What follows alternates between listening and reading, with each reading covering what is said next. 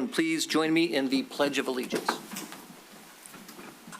I pledge allegiance to the flag of the United States of America and to the republic for which it stands, one nation, under God, indivisible, with liberty and justice for all. Okay, thank you, everyone. We'll go to line item number 3, public comment. Is there anyone who would like to comment about an agenda item, or I'm sorry, that is not an agenda item? Please come on up to the lectern. Anyone? Anyone online? There's no one online. Okay, thank you so much. All right, then we will go to the minutes. Line item number 4. This is consideration of the minutes of the regular meeting of September 2nd, 2025. So moved. Okay, Mayor moves. Is there support? Support. From Commissioner Murphy. Okay. Discussion, anyone? None having been heard. Mr. Peckins, the roll call, please. Hauser, Yes. Salvia, Yes. Bachman, Yes. Klauser, Yes. Kenjuk, Yes. Murphy, Yes. Stone. Yes. Okay, thank you. There are no public hearings at line item number 5, so we will go to line item number 6. 6A, consideration of 440 South Street. This is a special exception used to allow for limited retail. Mr. Nick Banda or Mr. Peckins? I believe Vidia's got this one. Okay. Look and see if she's up there. I haven't heard her yet. Yes. There she There is. she is, like Oz Can behind you the black see me? curtain. Yes. No. No. From our side, it's pretty clear. I think there's something at your end because I will start the review and maybe tech can figure out what's going on because let me just There you are. Oh, there you are. There we go. You can? Okay. Thank you. Good evening. Good evening, Vidya. The floor is yours. Thank you. The request before you tonight is from the Assistants League of Southeastern Michigan to provide retail sales at their existing facility that is located on South Street. I will share the site plan on my screen.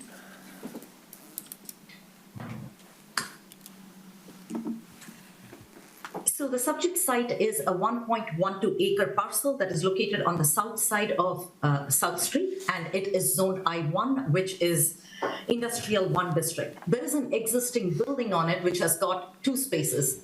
The Assistants League occupies the front portion of the building, and the rear of the building is leased out to Man's Lumber for their storage activity.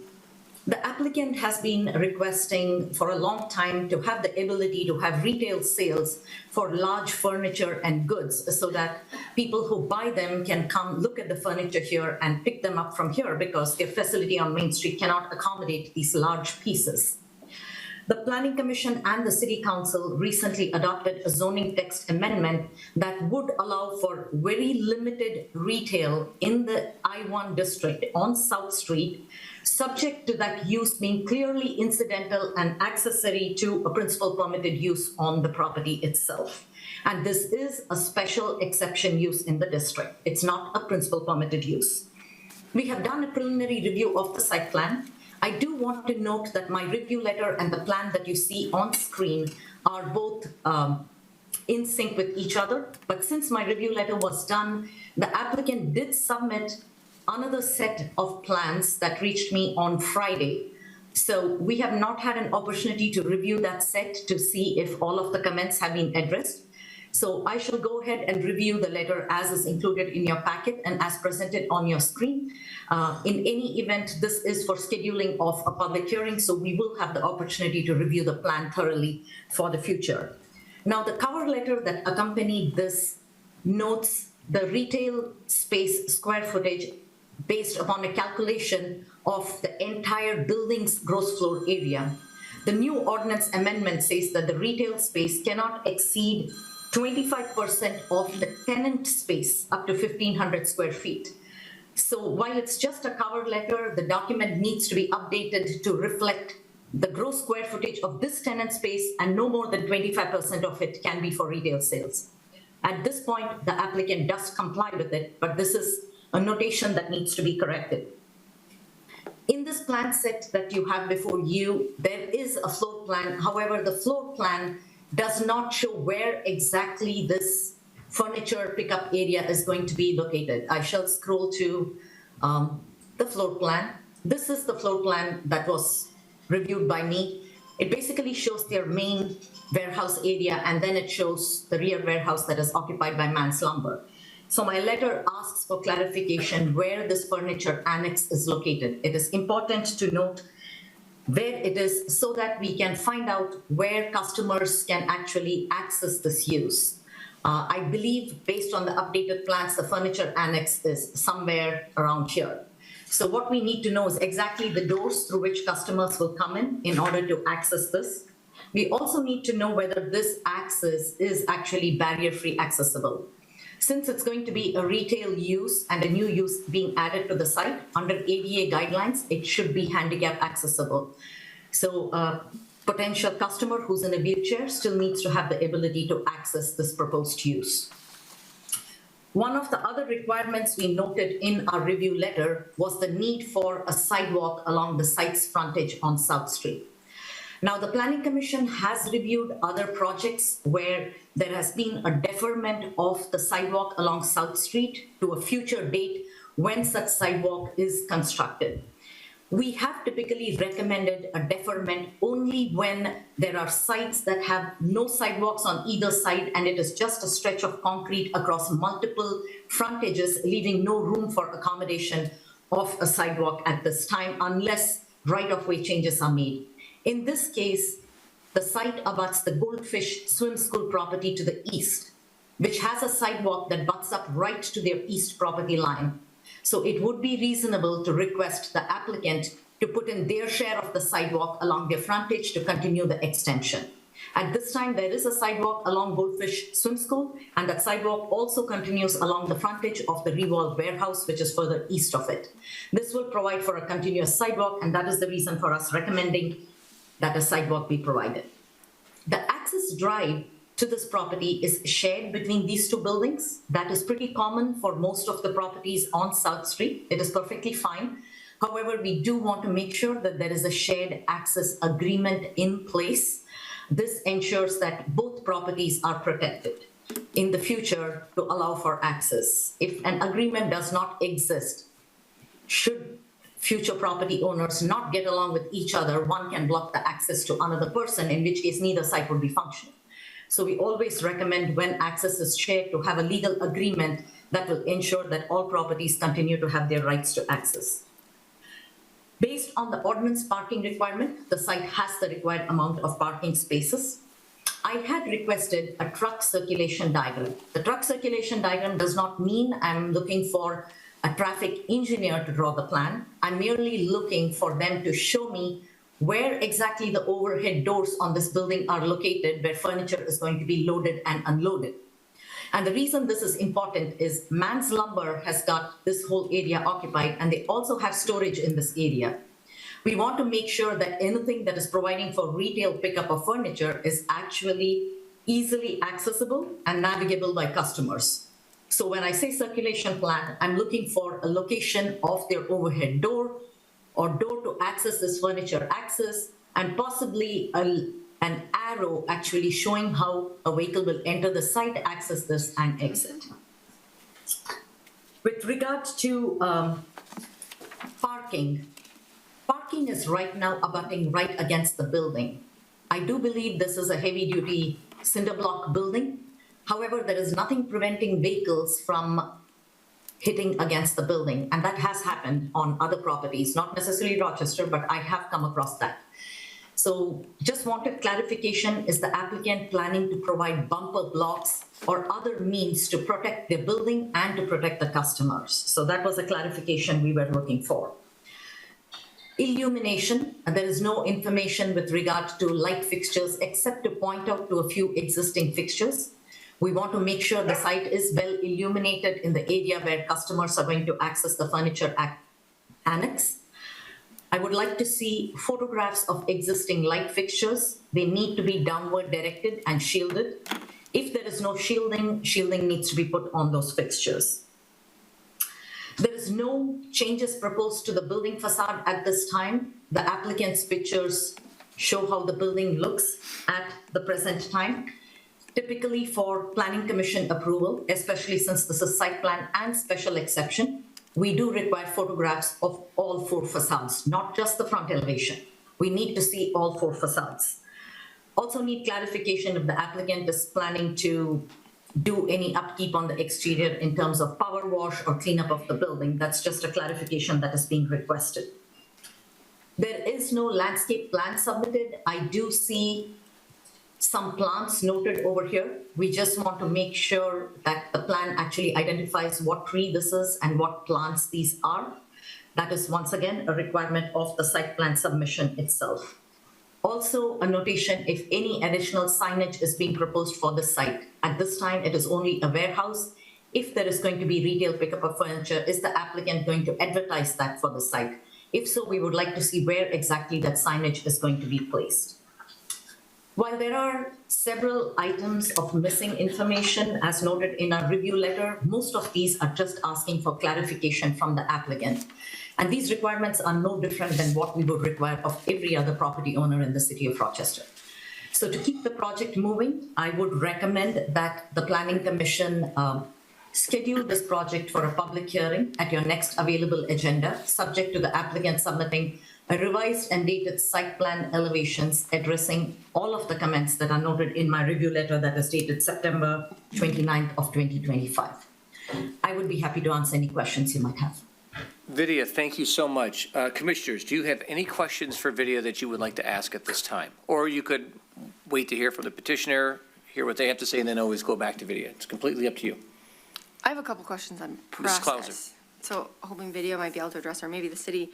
I guess my first question is, can you help explain the rationale for why we had to reopen the whole site plan review for the limited retail language that we approved last time? Because I don't think it's in that, so it was kind of, right? Can you just explain the connection there? Why are we doing that? Okay, so this is an existing site. It was an industrial use that was replaced with another industrial use and has been there. But when you add retail and site plan approval is triggered, site plan approval looks at the entire site. You cannot isolate only a portion of the site for review because site plan approval is the only process through which you can bring sites up to compliance with code to the extent feasible. Otherwise, sites that do not have any improvements on them will forever remain non-compliant with the zoning ordinance requirements. In this case, unless you open up the site plan, the requirement for the sidewalk, making sure the site is barrier-free accessible, making sure adequate circulation is there, all of these aspects will never get reviewed. So site plan is not merely for new occupants of entire buildings or new construction. Whenever anything triggers site plan, we look at the site in its entirety to make sure that any changes that can be made to improve the site and bring it up to conformance with code is always done. So Vidya, anytime we have a special exception, it's going to reopen the entire.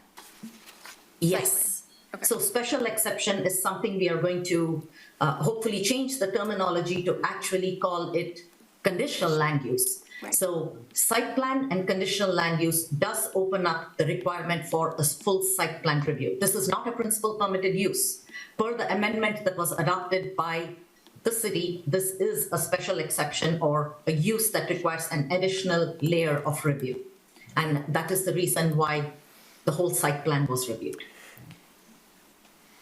Any I other have one more question. Go right on ahead, and then Mr. process. Bandit, I'll ask you. Go ahead. So why wasn't some of this addressed when the warehouse, like our site plans say they were dated 7/15 of 2024, so that's a little over a year. But my understanding is the warehouse, right, we went to the grand opening this summer, so it's been almost like within a year that we approved this project, and now we're going back, and it feels like now we're talking about all sorts of things that I don't get why weren't caught in the first approval. Like, it's not even been a year since this site plan was reviewed. I will have to defer that question to the city manager. I did not review the plan, so I really cannot answer that question.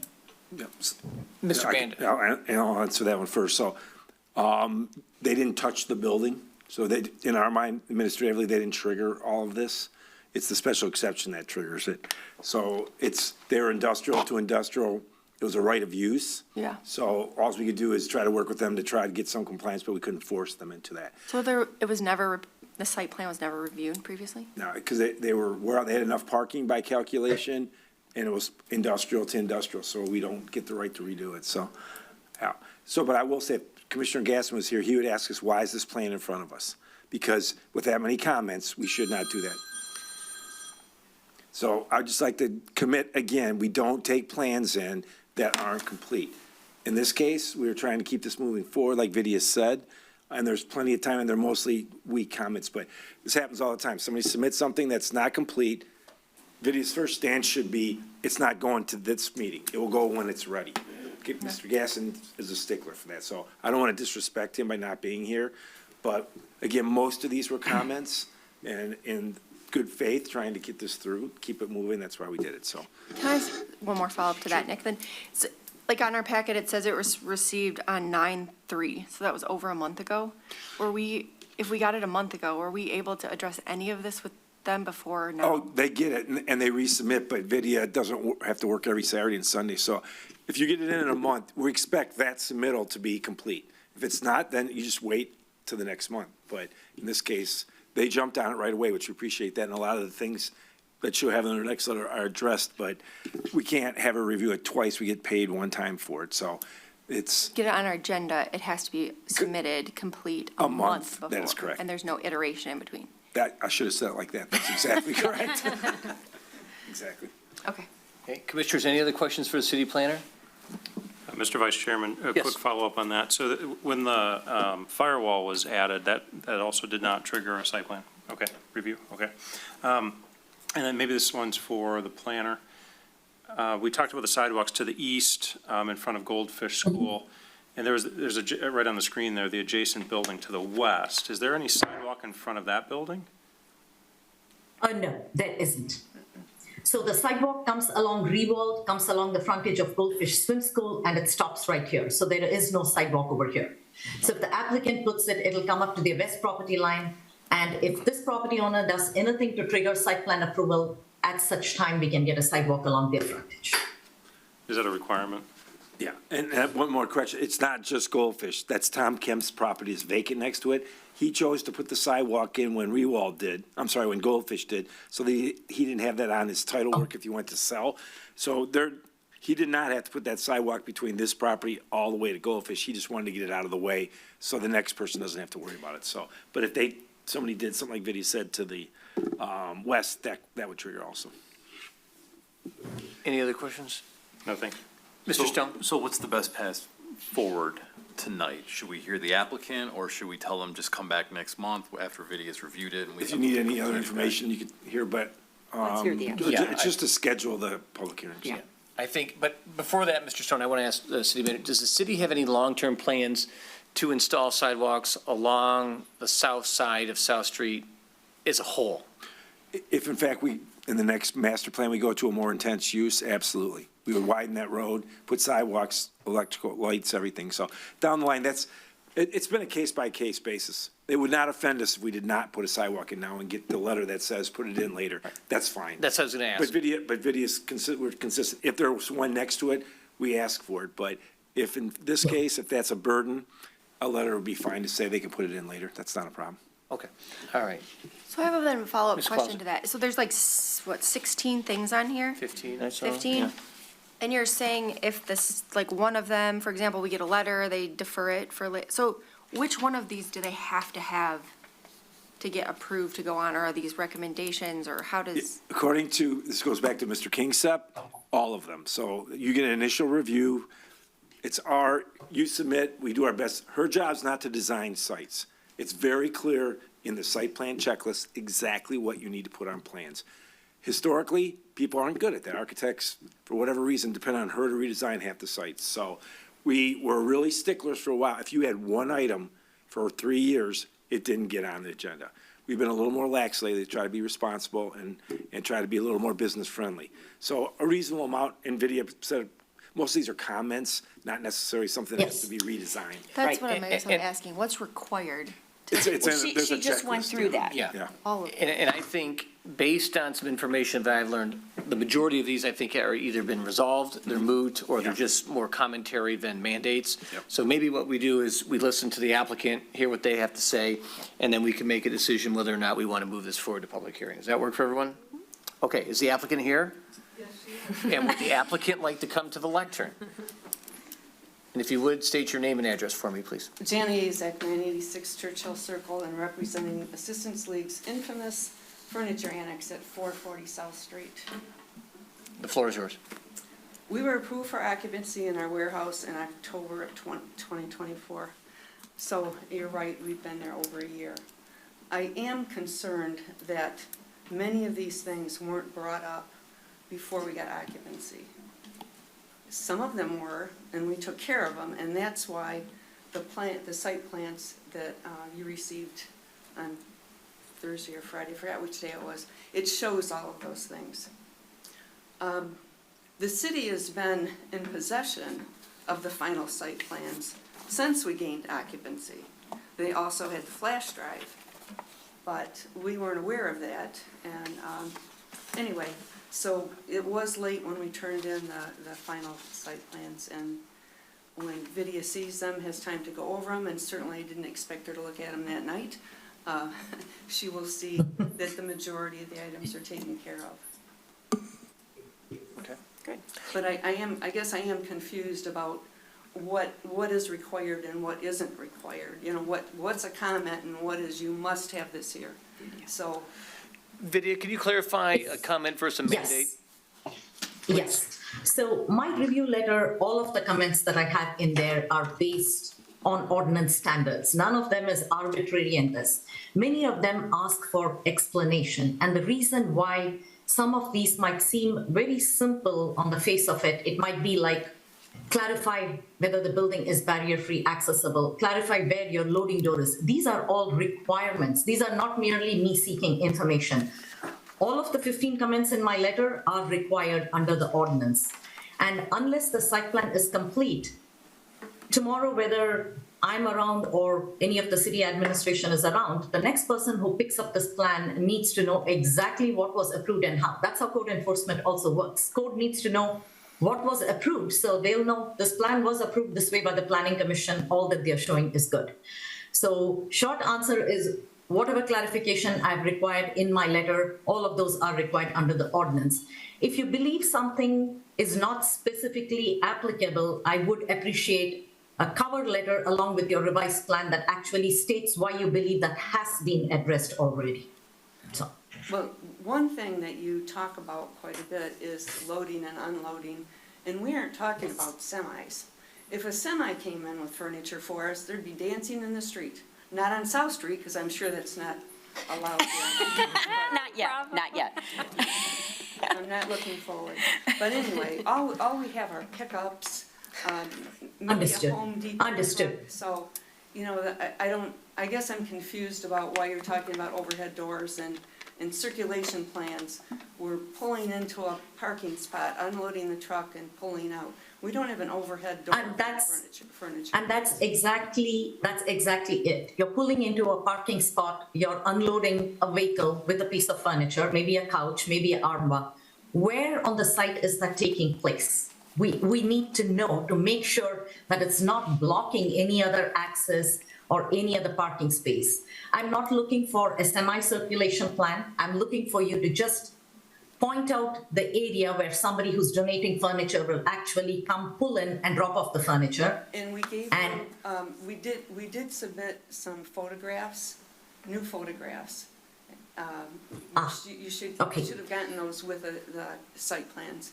And it shows door number 4. Door number 4 is our furniture annex, and there's a sign on it that says door number 4. If I may, Okay, I haven't had an opportunity to review that, but I definitely shall take a look at it. if I may, Mr. Banda, you know, based on what I heard Vidya say about drawing an arrow, would it be acceptable to the city if the applicant were simply to take a sheet showing the overhead and drawing an arrow where the car would park to drop off a couch? So I'm gonna go a different way.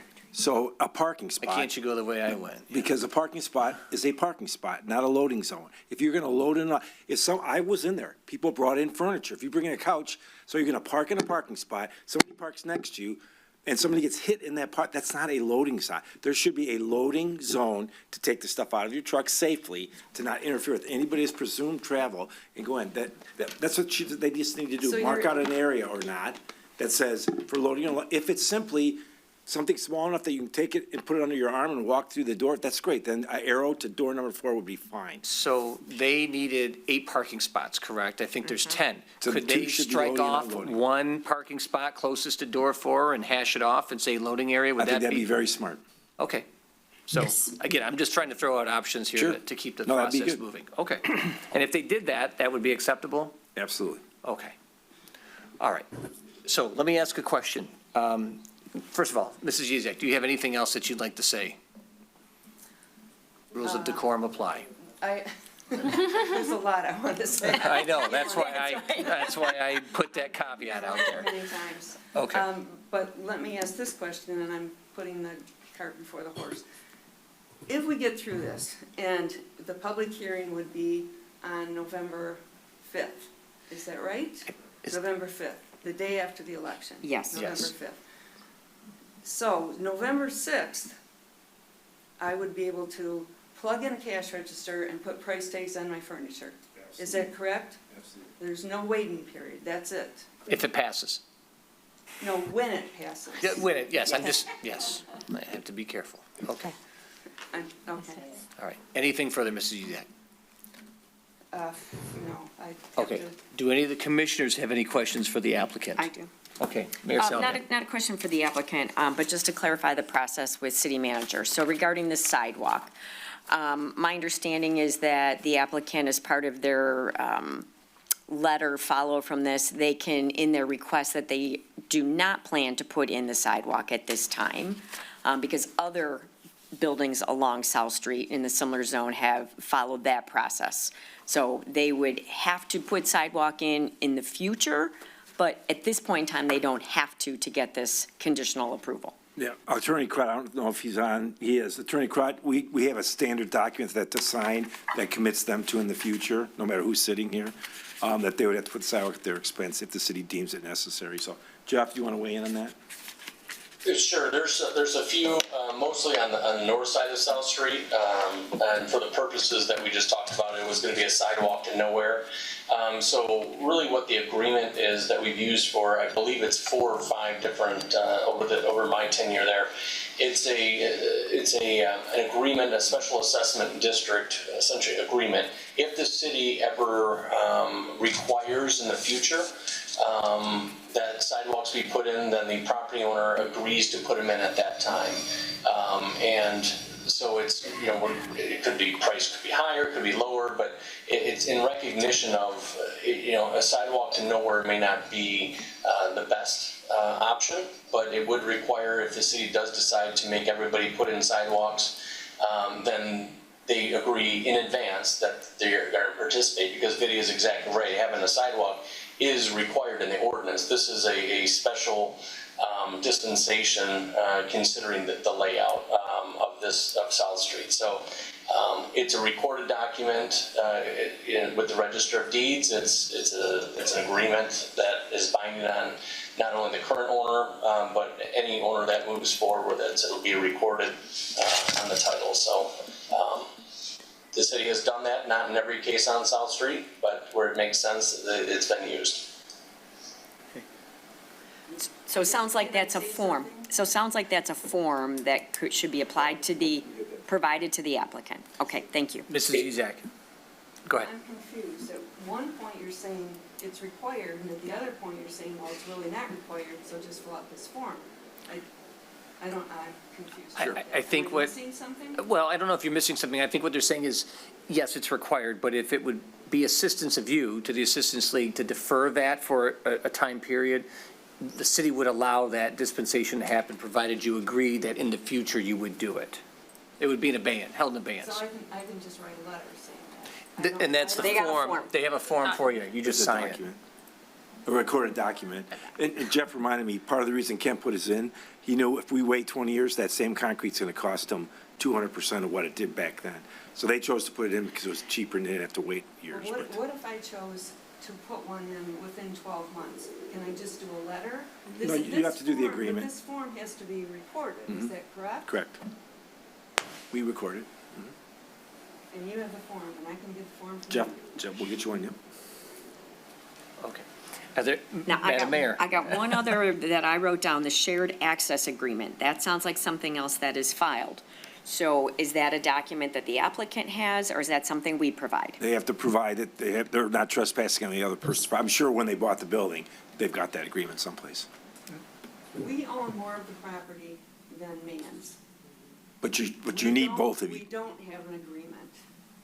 Now they're gonna have to draft an They're gonna agreement. have to draft We one. can't legally sign, let you use their lot without, Actually, No, the Mann's uses their lot. well, I don't know, you'd have to have a full 22 No. feet on their side plus the parking. Yeah, it's not Mann's, that's the shared property, though. the other- It's their The other neighbors. Mann's is To the next to it. other side. Yeah, Mann's has the building next to it. The building on the other plus side of your the driveway. annex. Yeah, they Oh, lease, Yeah. they lease the space in our Oh. buildings, but they have the building. Okay, I didn't Next. realize that. Adjacent. I think they lease that building too, but not from us. Right. So you need a shared parking agreement? Standard, that's standard stuff. And just so I Shared understand. access agreement. Shared, right. access. And that shared access agreement is simply, it says that Mann's has the right to use their parking lot, and they have the right to use the portion of Mann's parking lot. That's it. Okay. So can I just, oh, go ahead, Laura. No, you- I just I'm going to have- call on Commissioner Murphy first. Go I ahead. just have a comment because I just want to say I hear the weariness in your voice. I'm And sorry. no, I completely understood. It's been a process, and I just want you to know that I think most of the city, you're an asset here, and we're glad you're Well, I'm hanging glad to in. hear that. So, Yes. thank much. you, Some thank days you. I wonder. No, And again, I just want to voice Do my. you mind going to the microphone, just so we can pick you up on the audio? I want to voice my concern one more time, that this was not looked at, it wasn't questioned before we got occupancy. And sorry, but I don't see the difference. We're occupying a building, you certainly asked for a lot of things before we got occupancy, but none of this was questioned. Well, I'm sorry, some of it was because it's in the new plan. I understand. And it's, we're nodding our head in affirmance. I understand what you're saying. Jessica Clauser. Yeah, my only comment, so I asked like what's required and what's not, getting at basically the back and forth we just had, right? It's like you are required to have a sidewalk, but if you write this form, you're not. So if you go item by item, like even with the tree, there's a tree in here, are they required to plant a tree? The tree Or is is it there. you're required to submit the landscape plan, I think is what is missing, and then we recommended a tree? Yeah, video could be. I just don't want video anyone to could- walk away right. and have to do this 100 more times. Right, video So could what be is- harder line and say, I want irrigation, I want an entire landscape plan drawn by a landscape architect. We went out there and looked at it, it's acceptable now, it was back in October, it's acceptable now. So But that's they not won't what it be says in our asked- packet. It We says can- But we need to know what's there, because, remember Yeah. this, every tree that gets taken down on a commercial property with a landscape plan, if it dies, Yeah. they have to put it back. If we don't know what's there, we won't know to do that in the Yeah, future. no, all that makes Yeah. sense, Nick. What I'm Yeah. saying is, are they required then to submit the landscape plan? They're not required to plant the tree? Tree's already there. Trees there. The maple yeah, tree that yeah, you just trying to- recommended in Vidia's letters, now there? I think Well, it's been there, they just want to identify what it Vidya is. wants a notation on the drawing that says what type of It's tree it there. is. As Yes. long as you understand all of these and what you have to do is what I want to be the outcome of this meeting. So I will stop because I feel like I'm not in the loop on all this, but that's what I was getting at. And Jeremy will be able to help you if you have any Yes. questions, right, Jeremy? Is that a yes? I didn't hear you. Is he gonna fund it? Yes. Thank you. Yes. Yes, no, he's going to help you. My notes that you all have, that Jeremy gave you, tells you what is on the latest submitted site plan. Those were submitted last Thursday or Right, Wednesday. So Wednesday. those will be included in the next packet because Okay. the packet was already out Yep. and we went off of the previous packet. Excuse me, you didn't give them the copies of that? I thought you were gonna It's, give it it's, to them sub- tonight. it's submitted, you submitted for the November meeting last week. But I asked you if you would be giving it to the commissioners, because I would have brought enough copies for everybody Well, so it they would- could see it. it would be That con- would have saved time. No, It we don't would've been review plans at this meeting, John. It's just, That's not fair. We can't just dump stuff on people. So you're following the process, we're following We the can't dump process. stuff. Okay, all right, so here's what we're going to do. Okay, I'm ready. all right, so here's what we're going to do. The issue before the commissioners is whether or not to schedule this matter for public hearing at the next available planning commission meeting. So I would want a motion, or is there a motion that someone would like to make consistent with that position? Yes, I would like to make that motion to set the public hearing at the next available meeting. Okay. Support. Okay. Discussion, consideration. Mr. Peckins, roll call, please. Hauser, Yes. Salvia, Yes. Bachman, Yes. Clauser, Yes. Kenjuk, Yes. Murphy, Yes. Stone. Yes. Okay, thank you very much. So that matter will be set for public hearing, presumably at the November hearing. Yep. And to the applicant, please work with the city, and please work the city planner to make sure all those items that are in that letter are addressed in a timely manner. Thank you. And the city will work with me, is that correct? I have every reason to believe they will. Thank you very much. Thank you. Thank Okay. you, ladies. Thank you, ladies. Okay, line item 6B, consideration of the zoning board of appeals recommendations. Mr. Banda? I want to preface this for Vidya. So I've said this before a couple times, but if the zoning board of appeals gets a case more than 2 or 3 times, they start to question, is the ordinance not right? Is it outdated? Is there something we should do to tweak that? So they usually gather 2 or 3 items that they get repetitive requests for. And then in this case, they made a formal motion to ask the planning commission to consider what you're about to hear Vidya talk about. You do not have to consider them. If you do not even want to entertain them, you have that ability tonight to just kill it. So, but we're obligated, because they made a formal request, to bring it to this body.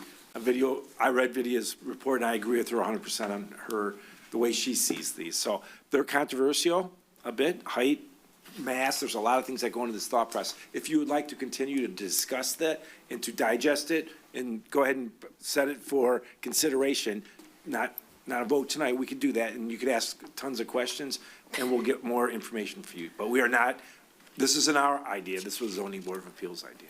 Okay, just to be clear, so tonight we're kind of just kicking the tires to see if there's any interest in this whatsoever. If we decide, yeah, we want to have a further conversation, the next meeting there would be more information, or maybe the meeting thereafter, there would be more information on this. And let's say 1, 2, or all 3 of these proposals ultimately take shape and we agree with the proposed changes. Would it then go to city council as well? Ordinance amendment, yes, sir. Okay, all right, that's all I've got. Thank you. Any other questions before we begin? Gentlemen, no? Okay. Vidya, it's all yours. Okay. Thank you, Chairman Hauser. I'm going to share my screen for the members of the audience if they want to follow along. So as Nick mentioned, this proposed text amendments are before you since the Board of Zoning Appeals asked you to take a look at it. And that is the correct procedure to follow. Like Nick said, whenever a matter goes before the Zoning Board of Appeals multiple times for the same thing, it is correct planning practice for the ZBA to refer it to the Planning Commission to see if the ordinance needs to be corrected. It doesn't mean the ordinance needs to be changed. It is just a consideration that do we need to change it. So the first thing that the ZBA asked the Planning Commission to look at is to exempt front porches from lot coverage. Currently, lot coverage is limited to 30% of the lot. The ZBA is requesting that porches not be included in that 30%, and the porch must not exceed a depth of 6 feet and cannot be wider than the width of the home. And the ZBA believes that this change would support the community's front porch aesthetic and encourage social interaction and maximize living space for the residents. Now, currently, the ordinance does permit porches to extend up to 8 feet into the front yard setback. So we already allow for that projection into a required setback, but porches need to be at least 10 feet from the front property line. The ordinance also requires that the porch has to have a minimum width of 6 feet. And the reason why this was adopted in the ordinance was to allow for homes to have front porches, because front porches do contribute to the creation of a neighborhood feel. You get the impression of people actually wanting to sit in their porch, interact with the neighbors who are walking down the street. So they do have a very important value for creating that neighborhood setting, especially on the west side of the city where you have smaller lots. Now, currently, the maximum permitted lot coverage in the R1 through the R3 districts, which are the smaller lots, is 30%.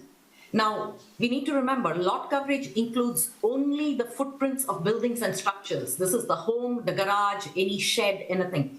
It does not include any impervious surface such as driveways, patios, all those don't even count in lot coverage. We are saying just the buildings and the structures take up 30%. Now, the average lot size in this west side of the city between the R1 and R3 districts is about 6,000 square feet. That is the most prevalent lot size. Now, if you say 30% lot coverage, our ordinance allows for a footprint of a building to be 1,800 square feet. We are not talking about the second story being added. This is just the ground floor. The first floor can be 1,800 square feet. To this, you add in your driveway, you add in other impervious surface on the parcel, and the amount of open space you have left on the parcel is negligible. It becomes very, very less.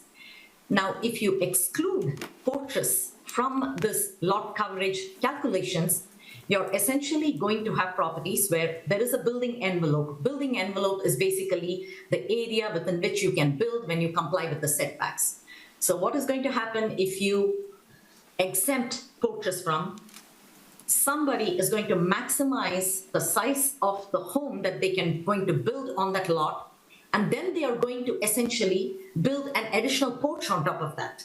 So already your parcel is covered by so many structures, and now you're allowing for additional extra structures that will occupy the footprint of the lot. So this will result in more area of the lot being covered by structures and lesser open space. The thing to also remember is we have had several major storm events in the last few years, and these storms are only getting more and more severe. Now, by allowing for more impervious surface to be added, we are just going to create more runoff and drainage issues. Finally, on smaller parcels, if you create this exemption, this will alter the entire character of the neighborhoods. You will just have a really huge house. The mass of the house on the 6,000 square foot parcel is going to be huge. And on top of that, you're going to have a porch. And this is going to alter the neighborhood, not for the better. So when these cases go before the Zoning Board of Appeals, when a homeowner says, I need to have a porch, so I need a variance for it from the lot coverage requirements, under the Michigan Zoning Enabling Act, to grant a dimensional variance includes lot coverage, you need to demonstrate practical difficulty. Practical difficulty literally means a physical limitation innate in the parcel itself that will prevent a property owner from complying with the ordinance standards, which means there has to be a grade challenge, there has to be a drainage challenge, or there has to be physical structure of the property itself that prevents compliance with the ordinance. Not having an additional porch to maximize your living space is not practical difficulty. So at this time, our advice from a planning standpoint is not to revise the current regulations. The porch must be included in the lot coverage and cannot be exempted. I would like to pause here if the Planning Commission would like to discuss this first item before I move on to the second item that the ZBA has referred to you.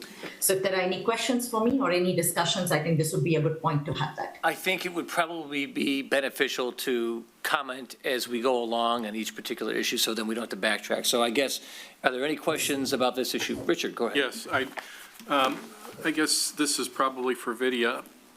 Let's say we do not make any changes to this ordinance. Does the Zoning Board of Appeals still have the authority to grant a variance and allow somebody to build a large porch? Yes, the ZBA can still grant a variance from lot coverage, but only if a property owner demonstrates practical difficulty. Okay. A property owner who goes before them and says, you know what, I have a house, but I don't have a porch, I need a porch, and now my lot coverage is going to be 35%. Well, that's just tough, but a porch cannot be built. Okay. So they can still go before the ZBA. All right, thank you. Mr. Vice Chairman, Go right ahead, Dan. I have a question as well. Thank you. Do we know how many variances the ZBA has granted in this area? I do, zero. Zero. I write the cases, and I'll give you a good example. Right now, we had, what triggered this, a gentleman came in, somebody came in, maximized 30%.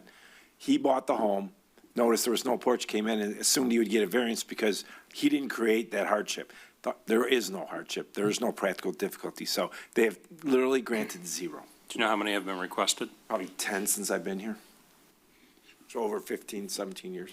Can we get a reminder of what the required setback is in these? 25 feet in the front yard, 35 in the rear, 5 feet on one side and then 10 on the other, so a minimum of 15 of the two side yards. And it's funny, in Cumberland, if you know where Cumberland's at, in the back, when they bought the homes, then they decided to put lanais there. But the lanais had open gridded tops, so that didn't count as lot coverage because it wasn't a roofed structure. Well, then they started coming in, getting creative, putting tarps, then pretty soon that turned into wood, and then they would get caught by their neighbors and turned in on the ZBA. So if you want to leave it open, that's one thing, but if you create habitable year-round space, that's not a hardship, so they've been pretty sticklers about that, but none of those have been granted. Okay. Mr. Bachman, any further questions? Would that, I think we can resolve the rest later. Thank you. Okay, turn to my left. Any questions on this side? Mr. Stone? No, I would love to see a visual, but I pretty much agree with what the planner has written as a recommendation at this point. Okay. Madam Mayor? Yeah, I would agree with the planner. And my concern is the amount of impervious surface that we would have. Like if we could, I would love to see more porches, right? I mean, that's so charming. We would love that, but we would have to have some offset on impervious surfaces. You know, I don't know, a different type of driveways that we could allow that, you know I've shown you pictures in Naples where they have them. You say they don't work in Michigan, but okay. So that's my thought. So let me ask a question, I guess maybe Mr. Bander, city planner. Do you want us to give a thumbs up, thumbs down right now for straw poll? Yeah, for each one, and then we'll go to 2 and 3. Yes, please. Okay, so. Yes, please. Okay, Maximus, thumbs down. Okay, so I more guess, yeah, Mr. Peckins, why don't you just, I think we have a gentleman that wants to make a comment. oh, I'm not sure if visitors are allowed to. of course. Why don't you come on up to the lectern? I want to hear from everyone, okay? So, However, you need to state your name and your address for me. my name is Oliver Fries. I live 312 Taylor Avenue, so right around the corner. I'm neighbors right behind Nick.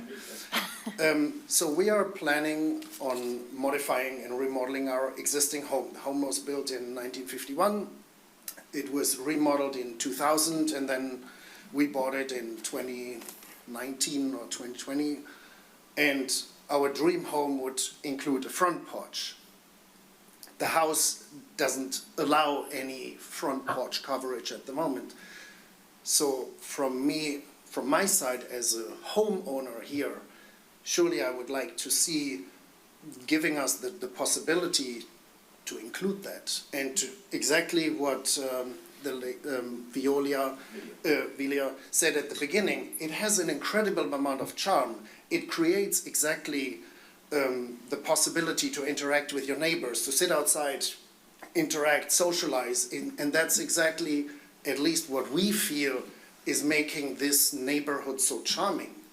Our neighbors are 86 years old, and in the summertime they're sitting every day outside, reading books, enjoying and chatting with the neighbors. We would like to do exactly the same thing, but I cannot take a portion of my house down to add a front porch. So we would surely love to see that this is a little more flexible. I mean, I talked to the officials in a first draft and showed the plans and say, this is what we would like to do, what chances do we have?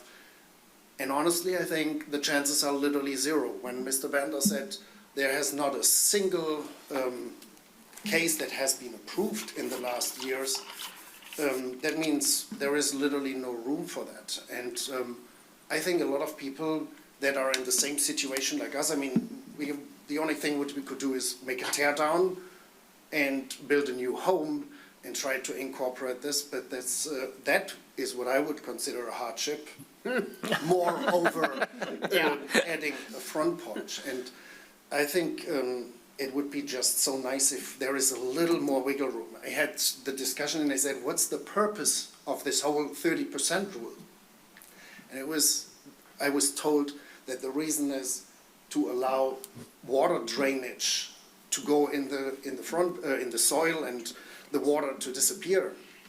He said, but if I would cover my whole lot with a concrete patio, I would be able to do that because there is nothing in the city ordinance would prevent me from doing that. So then where is the water draining then? So I think maybe there is a chance to reconsider this and find a solution that allows us to, like, we would sacrifice a portion of our patio in order to get a front porch. So maybe making the driveway and anything that's a sealed surface area counting to the city ordinance as well, and then increase the percentage would maybe a compromise to consider. I appreciate everything you're saying, and just in full disclosure, I know the house because I used to live there, okay, so. I know. I know, yeah, so, yeah.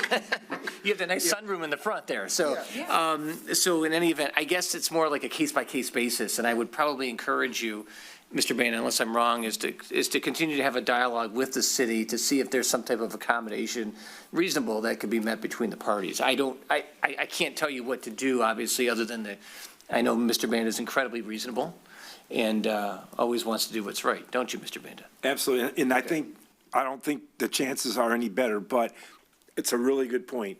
Really, the focus originally was impervious areas, you don't want as much you have. We're gonna talk a little bit about side garages. When we decided to change that ordinance, we created a lot more impervious because now you have to take your driveway all the way to the back of the house to put your garage in the back. So, to go to the zoning board and make the case of, hey, I would take out impervious area in order to do that. It's still gonna be setback character, how it lines up with the other homes, but that's an interesting thought I'd never had about how you treat it under hardship. So we could talk about that, and we could talk to the zoning board about that too. So it would be worth that dialogue with them. I appreciate it. Good. Thank you. Avita's okay, all right, thank you. Okay, so back to where we were. Any other comments? Vidya, yes.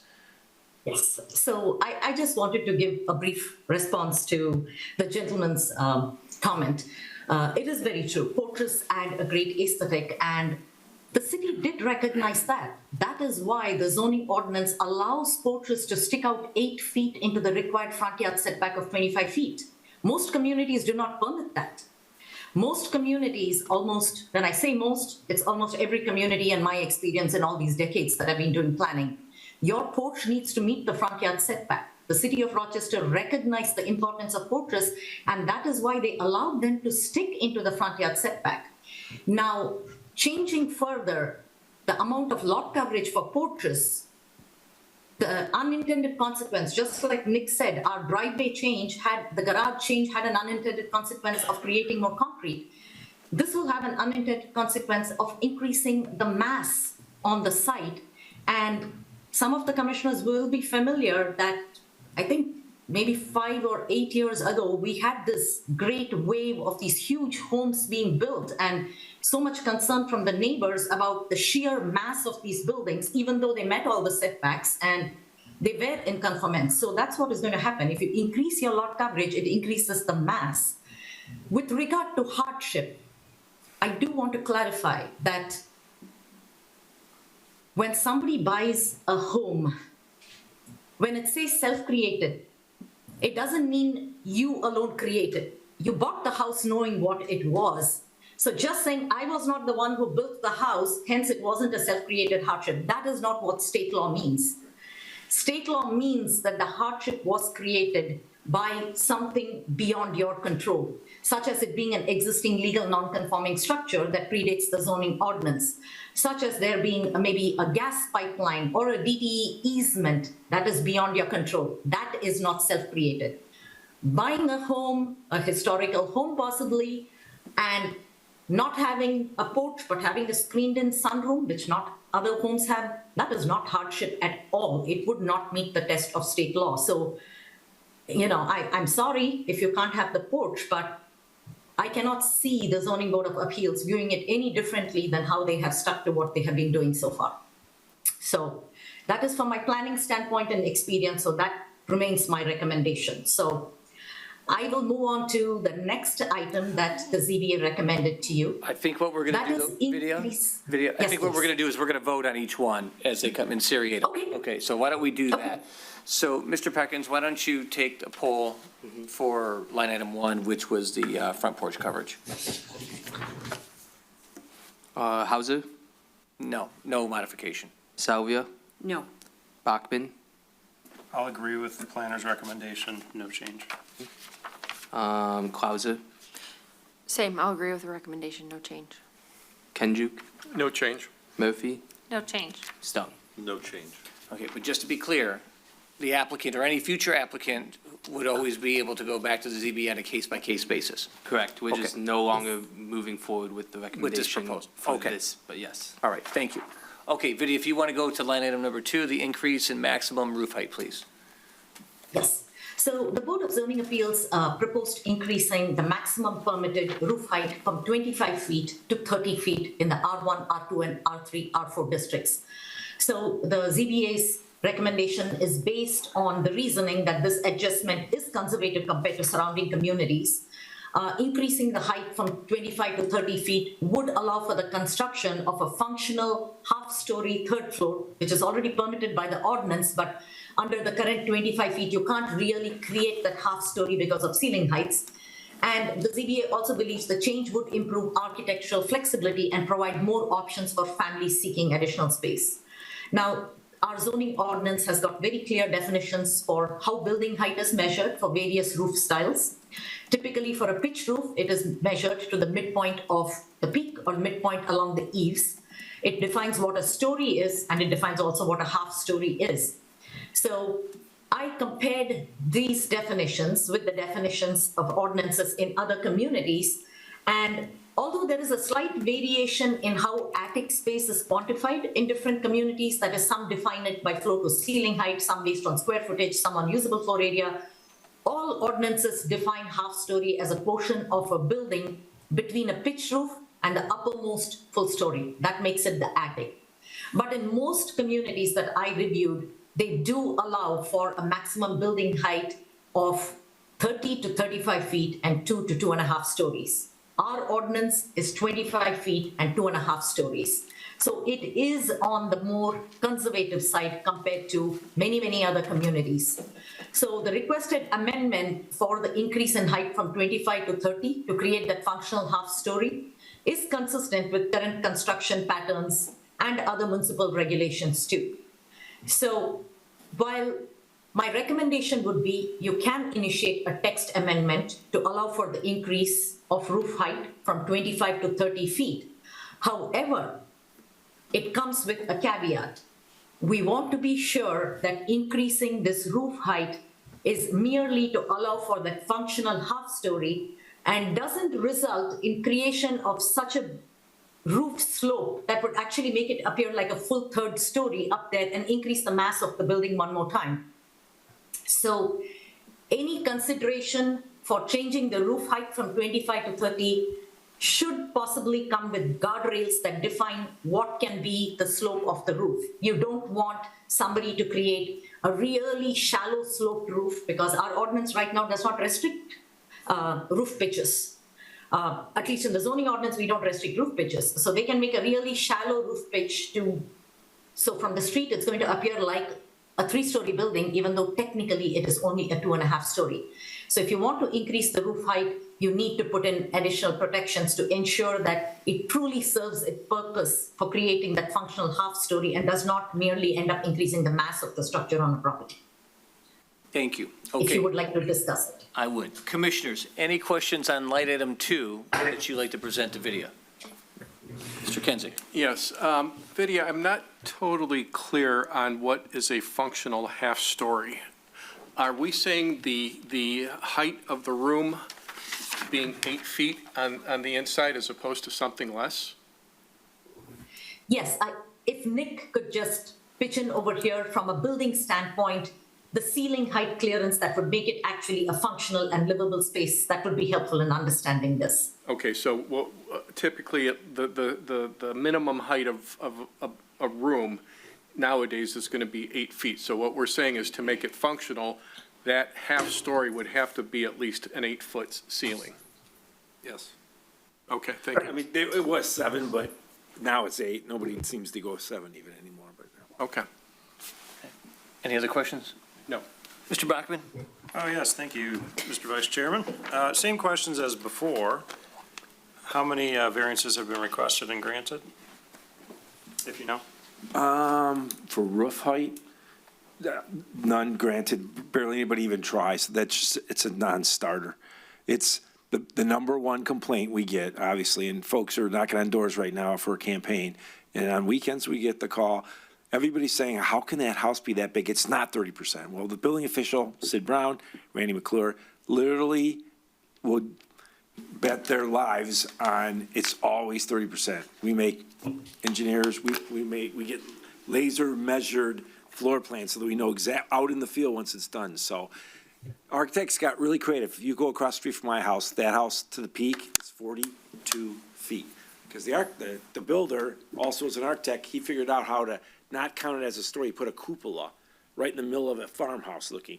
And that, at the top, that's 42 feet. But it doesn't count for the roof because the roof comes down halfway up the cupola. So architects figure a way, like Vidya said, to lengthen that eave line. And when you go halfway up, it gets higher and higher and higher. And now 25 feet really is 35 feet. You go 30, you're gonna be at 40 feet. And again, the number one complaint we get is the mass is already too big. You go 5 more feet, I can guarantee this won't be, and my house is a good example. So mine's 2 stories, other side of the house in between us is a new house, towers over the 1 story in between us, right? So in complex, in Contrast. thank you, context, if you put a 35-footer next to a 1 story, it looks massive. It blocks the sun. It does all kinds of stuff. So this is an old town. This is a town that should respect its history, that no farmhouse was 30 feet tall. It just wasn't. So we don't support this. I don't support this. I think you're forcing it just so the new homes that are tear downs can get a bigger mass, which is what everybody complains about. I don't know if that's appropriate. So, Answer your question, no. Mr. Chairman? Yes, Vidya. So, I think Nick has got a point. While other municipalities do have taller building heights, Rochester has got its own unique character, especially in the R1 and R2 districts that are in the west side of the city. And yes, even a 5-foot roof height increase, especially with architects getting creative as they are, they will meet the letter of the ordinance. It might create a towering structure, especially if you have other smaller homes that are just 1 story, they will completely get obscured by a taller structure. So if the Planning Commission feels like, this is just going to be another thing that is going to increase the mass and sort of alter the character of these neighborhoods, then I'm perfectly fine with recommending that you leave the ordinance as it is today and not change this. Okay, thank you. I'm going to work, any other questions? No questions. Comments Let me later. come back to you for just a second. I'm going to work down this way. Madam Mayor. All right, yeah, it's not a question, it's a comment. This is the number one thing that city manager said, this is what you hear. People are concerned about massing. I can't support making this change. I just don't think we need to. Okay, I'm going to go down the row. Mr. Stone. My only comment was, Nick, I thought we put this to bed back in maybe 2017 when we talked about it every other meeting. And, Vice Chairman Hauser asked me how I was doing when we sat down, and I was thinking about this You got and those triggered. nightmares. Yes. Yeah, so I still have PTSD from that. My fear is like everyone, well, maybe everyone else up here, just the massing. I drive down, Woodward, and these houses are like falling into the street because they're so big. They're beautiful, but they're gigantic. And, if everybody doesn't tear down and build that, then the oddball who has a 80-year-old house, like you said, gets blocked out by sunlight and has complaints of they turn their lights on and my home lights up at night.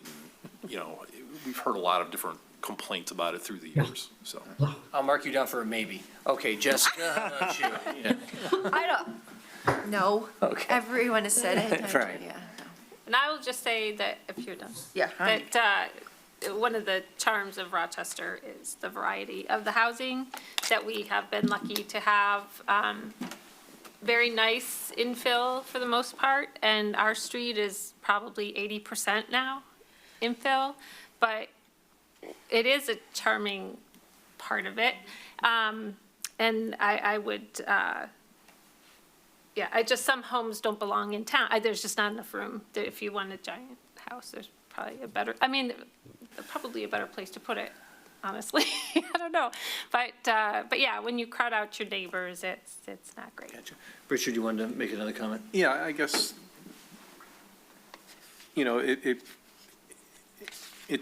I'm not sure how to phrase this, but if you're going to turn what in essence is the 3rd floor into a functional floor, why isn't it simply called a three-story building? Semantics. Great Okay. question. All right, so any other questions on that?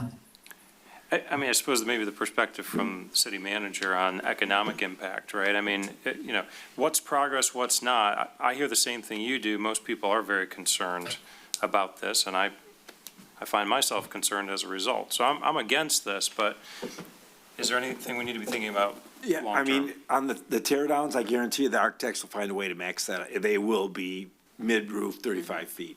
It's, if we want to save any of these older homes, it's almost impossible to do it. I live in one of them. Mine was 1922. It's full 2 stories. It's 25 feet max, and it doesn't tower over anything. Across the street, farmhouse, 17 feet taller than mine. It's insane. And they've just found a way around the ordinance. So economically, should my house be worth $700,000? Absolutely not. But it is because it's Rochester. It's not because it's big. It's 2,100 square feet. And most of it's just bedrooms upstairs. So I think no, I don't think there's any economic impact. Other than somebody wants to build a massive home, like on Woodward, those are just stacked next to each other. And those are, as big as those are only 25 feet. Imagine another 5 feet on top of those. So it gets a little scary. Okay, Mr. Peckins, roll call. Hauser, No. Salvia, No. Bachman, No. Clauser, No. Kenjuk, No? Murphy, No. Stone. No. Okay, thank you. All right, Vidya, line item number 3, the carriage-style garages. Carriage-style garages. Yes. So the third request from the ZBA was to allow carriage-style garages on lots where the front to rear grading changes by the equivalent of 1 story.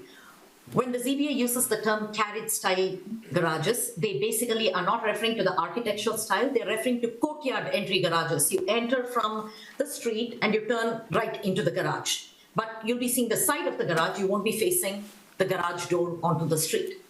Now, the ZBA is talking about the orientation of the garage, not the style of the garage itself. So this is also called a side entry garage. So several years ago, this became a big issue. At the time, the Planning Commission and the City Council heard a lot of concerns about, we don't want to have homes where the garage is the dominant feature. We need to have the front door as the dominant feature, so garages should not be allowed in front. No courtyard entry garages. So I think it took over a year. Like Commissioner Stone said, writing this ordinance was tough. But the ordinance was written and it said that attached garages need to be at least 4 feet from the front wall of the dwelling. So basically, the door needs to be in front of the garage. Garage cannot project in front of the door.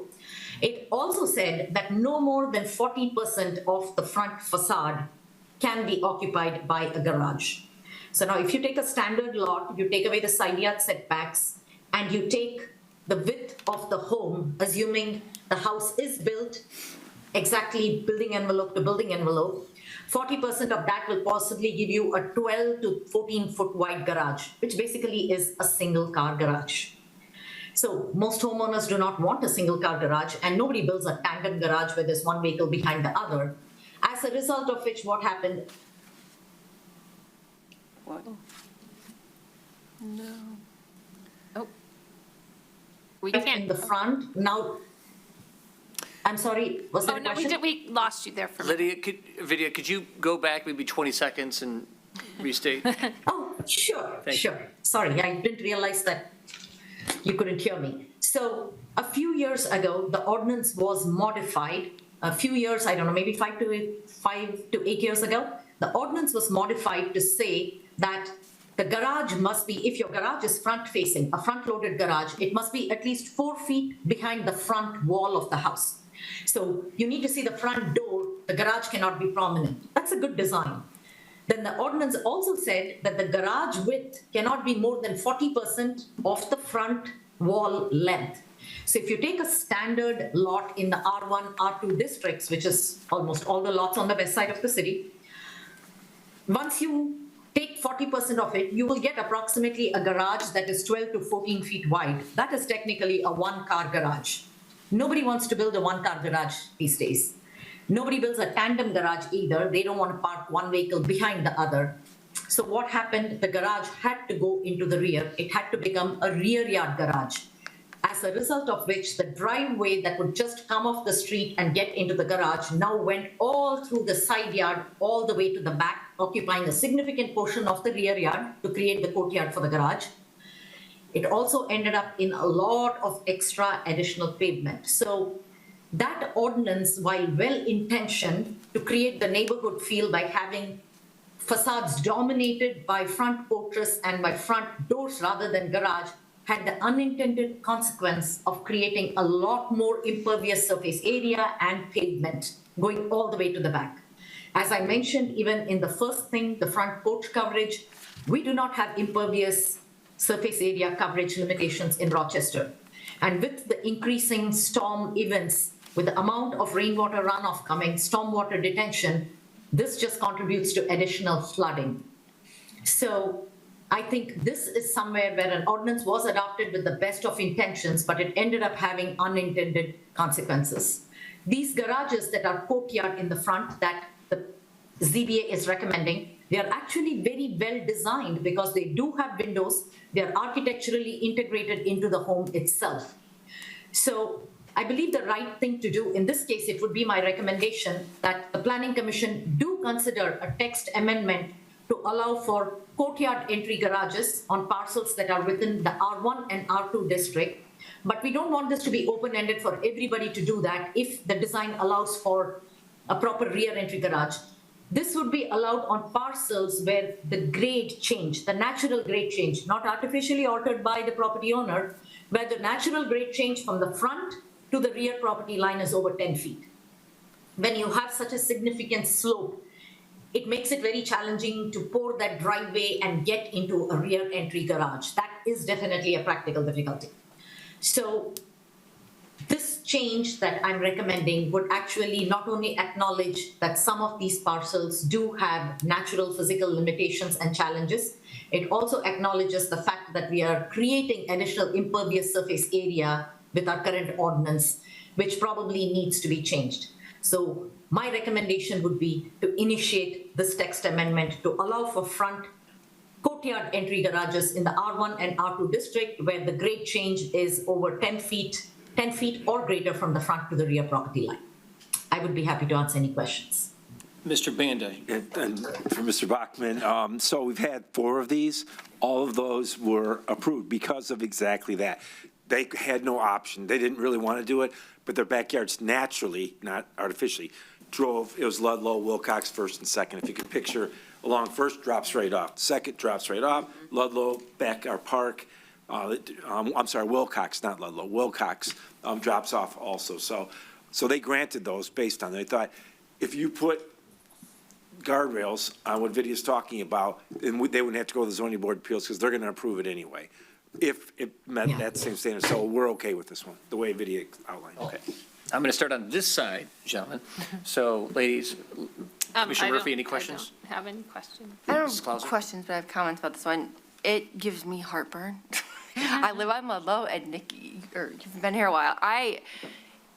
There was one of these garages, and it caused all of this, right? And the community felt very strongly that these garages are not what we want in our neighborhoods. And the one on Ludlow particularly, I would agree with. But, so this gives me, I would rather it go through the Zoning Board of Appeals and do what it's doing. I think it's been limiting it that way. Again, we're not saying that these aren't allowed, but you have to go through that process. I think if this is something we're gonna consider, I'm not comfortable without it having clear technical definition of what qualifies as that grading change of one story. Like, all of that needs to be real clearly defined, because I also feel like there's, again, like Nick was just saying with the last one, you give an inch, they take a mile, right? And so for this one, you know, including like how and who is verifying this grading level, right? So there would need to be, I think, language preventing artificial regrading of the property before they come to us. So how would you do that? That just a policy nightmare is what I'm getting at. I also think there should be like an engineering or a design review step for lots that claim that they have this exemption, because you want to make sure that, again, even if they get this, that it fits in the streetscape. And there's just, again, I just think there needs to be verified grade definition, there has to be enforcement clarity, there has to be design and engineering that goes with it, a review requirement.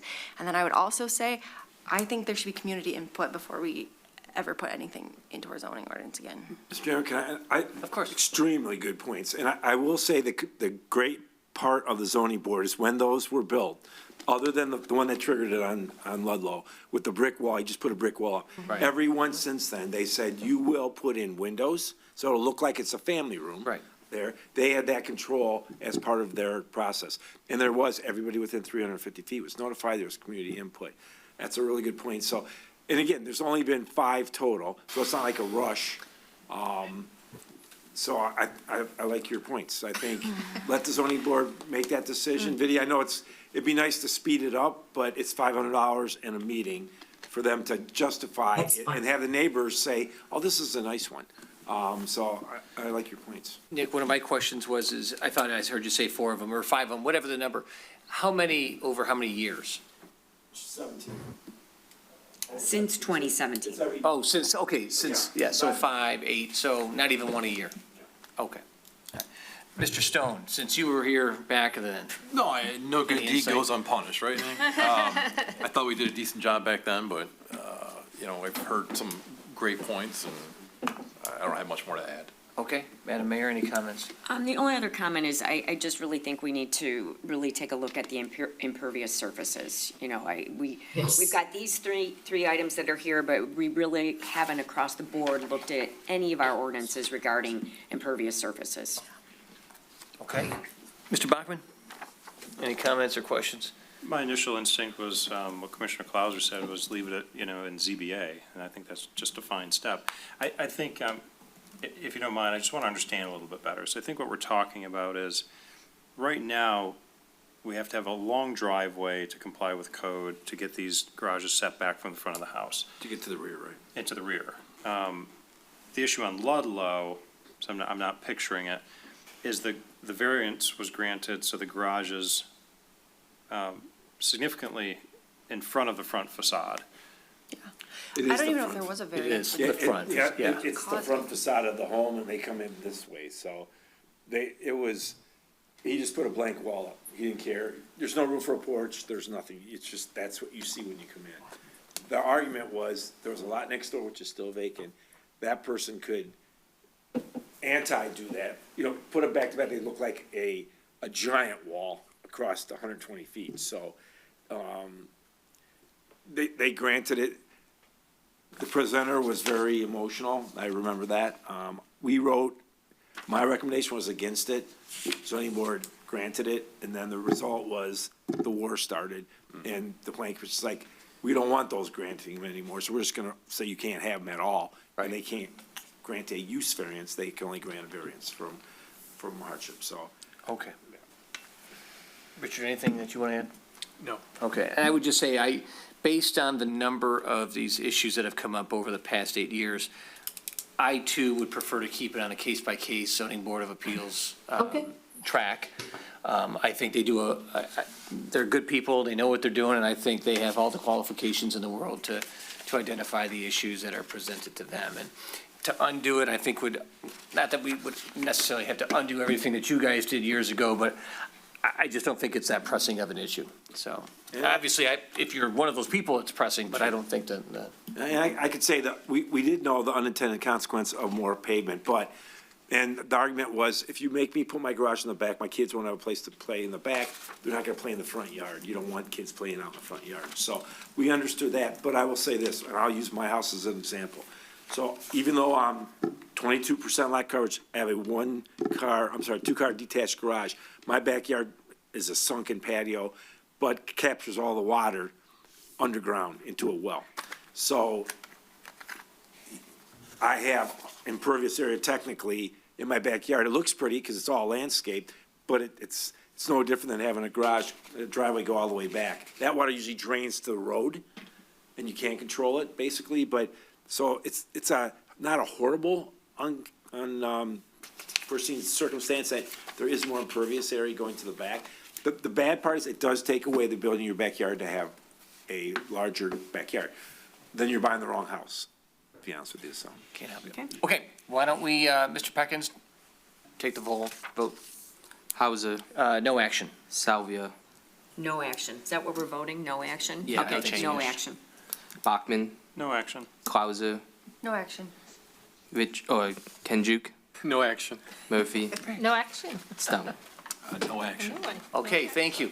Listen, I think it was very good to It have was, this thank you. discussion. Yep. I think there's always a value and a benefit to take a look at things from time to time, but this is exactly why we do this, the process. get NVIDIA everyone's did, thank comments. you so much Yes. for all that research. You did yeoman's work Thank on you. this. Great research. Thank you very much. Okay, let's move on to line item number 6, letter C. This is consideration of 215 South Main. This is a request for a facade material modification. Mr. City Manager. So on my daily trek to Tim Hortons, I saw finally the Franklin properties look like they were redoing what I thought was Drive It on the billiards building. It's about time. We're all, yay, we're great. Redoing Drive It, painting it, don't need a permit even, right? So everything was going great until last Wednesday, I think it was, Tuesday or Wednesday? Yeah. I'm driving by, I'm like, oh, what the heck? Yeah, it's probably 2 weeks ago now. Why are they putting furring strips over that? So we called Franklin and it's like, well, that's not really Drive It. It looks like it was plywood that was painted over these years. He said, okay, are you just painting the plywood? Why are you putting furring strips? Are you gonna put more plywood over it and paint it? No, we wanna put horizontal cedar, planks, kinda like the 492 bar, the bar upstairs, Old Mr. B's, sorry. So it's like, we looked in the ordinance, got with Attorney Crott, got with Vidya, that's above our administrative approval process. It's a change in material, substantial change in materials and the look, no different than Cottage Inn. They put the cupola up, we made them tear it down. So instead of making them rip off the furring, we asked them to stop, which they did. Randy went out there with Jeremy, talked to them. Christie brought Dan's down there because obviously, guess what's going on in the buildings right now? The lights. 20th anniversary, we don't want that giant gap of lights there. We can't, he could say, I don't want them on there and you're not going to put them on my building, but that wasn't their mantra. It's like, how fast can we get this done? So I said, I would, even without a picture, they're going to bring in materials and a rendering what it will look like. I said, I would ask for you to set the public hearing for November 3rd, I believe it is, right? And then they can put it up on 5th, I'm sorry. Then they could put it up the next day. It's all ready to go, just put it up, they can put it on 2 days. Dan's can put the lights on after that.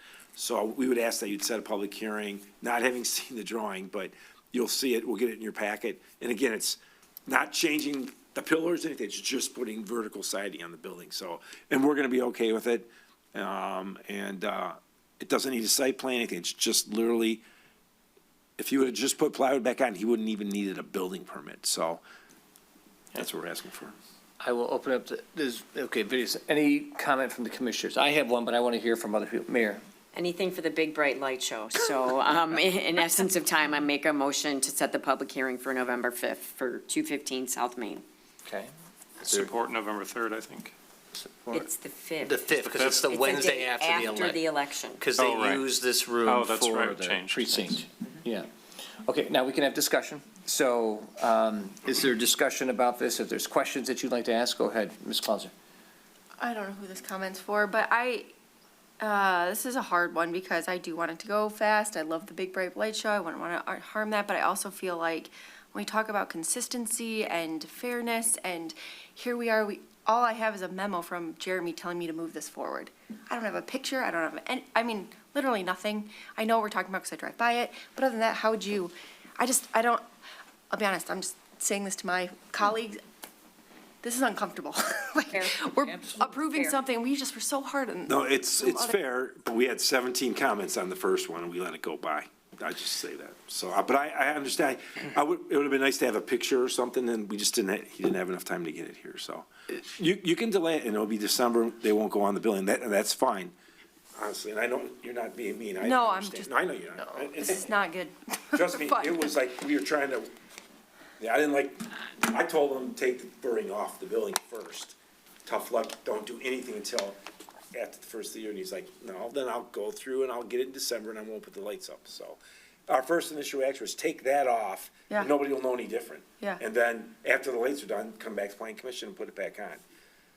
So he can't You can't take that off now, he's the But damage he- to wood, so. put the lights on over it. You could put the lights on over it. You'll see, during the day, you'll see furring and Yeah. just lights there. Right, but that's not when the light shows up. I mean, we've done this before, we've had hearings, but, and again, if this was a site plan, no way. This is, And just, can I ask one more question? course you can. You can So, have 10 more. You brought up Cottage Inn. What's the difference? We told them to take it down, put it back. Why because why they aren't we doing that? built it, they just went ahead and built the whole thing, they didn't stop. So even And when we didn't- gave them the no, work hang order, on. we told them to stop? I can answer that better. Yeah, yeah. They built it, we did not make them rip them down, we didn't make them rip it down, we told them, you can't have your sign and you can't open until you go to the planning commission. And then you guys said, take it down, we didn't tell them to take it down. That's Okay, right, but- that's the difference. Sorry, Yep. Nick, but I also said last meeting to make Atala rip out his stuff, and we didn't do that. So I don't, again, I'm just trying to get to, we don't have authority on that, is my understanding too. that, Atala like- technically didn't need permission on his own property, but it's different, but yeah. That's what I'm saying, is like one situation, it feels like we told them, take it down, you had to put it back. I'm sure that cost them money. In this situation, we're saying, oh, you can leave it where it is. You know, like, Yeah, we didn't tell them to take it down, put it back. We said, just hold, and if you say take it down, which you did, they had to take down the cupola, or add the second one, right? Atala's in a trap right now. He's just on hold. He can't do anything. We stopped him at a point of, technically he didn't need a permit to build up the posts. He could have put posts with, it's different. We'll get to that later on, because I have some questions about that, but I guess let's focus on this particular project. So, Yeah, Ms. so- Clauser, any further questions? No? no, just, Mrs. Murphy? And if that's okay. I get it. I think you're fair. That's a fair statement, so we'd be glad we can put them up over that.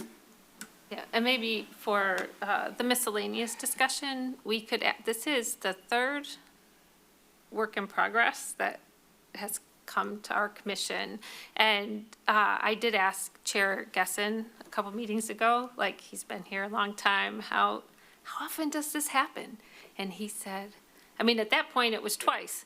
So what is, I guess, what's the reason that we have this Yeah, issue? you've got very inexperienced builders. The Cottage Inn guy, he came in, like, how could I build all over this state. And I did not tell my contractor to build that on the weekend. I would never do that. The contractor, kind of like the sign guy, put a sign up without a permit and then asked for forgiveness. There's much more of that going on now, and we're catching them. When we catch them, it's exponentially worse than it's ever before. A guy, I'll give you another example, on Taylor, Randy, a neighbor called and said, this guy's working on Sunday, called me because he knew me where I lived, so I actually came over. That guy's working on Sundays. I sent the police over there. They're like, so I went over with the police and was like looking at it going, you have a permit for that? He's like, yeah, I got a roofing permit. Call Randy. Randy's like, he built an addition on his house under on the back because he didn't think anybody could see it, but called it a roofing permit. So Randy stopped him, made him tear down almost half of the story because it was too high. So it's happening. It's happening But way more than you think. If I can, and Laura, I want to add on to what you had said, because it was going to be my comment, is I think it might be time for the city to think about sending a notice out, maybe in our mailer next time, or to all the property owners about, hey, before you decide to change the facade, before you decide to add gates to your property, before you decide to do anything of substance, make sure you talk to city administration or the building department and see if it's okay to do without coming before the planning commission. I think maybe that's the issue More here. communication. Is that people are just doing things on And you their know own. what, the good news, Marcy came up with this on the water bill last time, she got a bunch of info, that's a great idea, we will do that. That's, everybody gets that, residential, commercial, everybody, so I think that's a really good idea. Yeah, okay. I'm Done. Richard? Well, I have the same concerns that people have already mentioned. This is like the third Yeah. incident in the last 4 months or something like that. And it's almost as if either the property owner or the contractors are just saying, the hell with it, we'll take our chances. And if there's no economic risk to them, then, that might be one reason they're doing this. That's a good point, Randy, so, the fourth one was collision shop, the Rileys got sick of getting told no, so they just started tearing everything apart. We're like, do you have a demo permit? No, get a demo permit. Randy said you fix that by fining them. We find, if you cut a tree down illegally, somebody just paid $2,970, another one paid $3,000, one paid $112,782 as a fine. So we find that, but we don't find building people that don't pull a permit and start doing the roofing, or windows that need a permit. So Randy's like, wherever he's been, there is teeth behind that. there's a financial hit for doing work without a permit, not here. It's just, we just stop them and then make them go through the right process, so.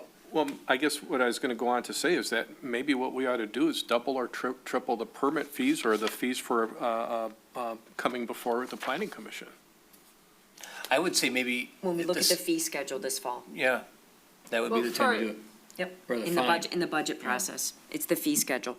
Is that for folks that started work and then have to come? Yeah, I So wouldn't want if to they- penalize the people that follow the rules. Right, yeah, I see what okay, you're saying, this- Rich, yeah. but I just think Randy can come up with, if you do work without a permit in the fee schedule, here's your fine. It's Oh, that's a based on percent. supplicant, There you yes. go. You gotta I don't come want back. to, I don't yeah. want to punish the That's people it. that do it right. No, I agree, but these people are I know. clearly doing it wrong. And it's almost as if they're thumbing their nose at the system. It's like, Yeah. you cannot tell me that they don't know that they can't just go do this So stuff. the Franklin guy, he's a good guy. So when I asked him, He's I said, not. did you read the ordinance? He read it to me. He said, it says similar materials. So I'm plywood and I'm putting cedar. It's wood, Nick. And I'm like, we argued about it a little bit. It's like, Randy's like, I said, but he's going this way, and it was just blank wood. I knew if that went up, I guarantee you would have said, why didn't you make them come to the planning commission? Right. So know your community, and it does give the administration the right to make the determination, it needs to go in front of the planning commission. I have that right. I can give up my own ability under administrative review. Even if I would have liked it, I could say, no, I still want you to go to the planning commission. It gives the administrator that right. So in this case, I pulled that because I think it's too big a change. And I want to see a picture. I want to see the materials, what he's putting up. All right, so any other comments or questions? Because we're in discussion. We have motion, we have support, and this is a discussion, so I want to make sure everyone has a voice. All right. Mr. Bachman? Just want to echo Commissioner Clauser. I think it'd be really nice to like set a clear precedent and be consistent in how we're applying this. I'm comfortable with this particular application because of the circumstances, right? Nothing until, the last moment required a permit, and we've made sure to do this the correct way.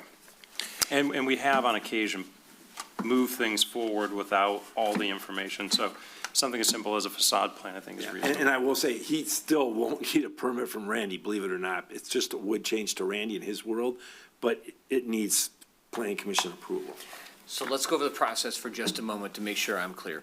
Number one, is there a formal stop work order, or is there just an agreement you're not to do anything further? Stop, he was posted. Okay, so there's a stop work, so nothing will be done until this board approves it. Second, if we do approve it for the public hearing, prior to that meeting, we will get a full set of drawings and we'll get a whole plan as to what he intends to do with this change of material. Rendering and materials. Okay. And then that would be on November 5th. And then once that happens, is he going to start, how long is his construction period going to Said he take? thinks he can put up in 2.5 days. 2 to 3 days, he said. 2.5 days. Because it's just literally, it's all ready to go. You just strap them on, it's tongue and groove, and just put them up the building fast. So Okay. Christie talked to Dan's talked to him, and he said, I'm telling you, I can get done. They have to restring the wire. That's probably gonna take the longest, so.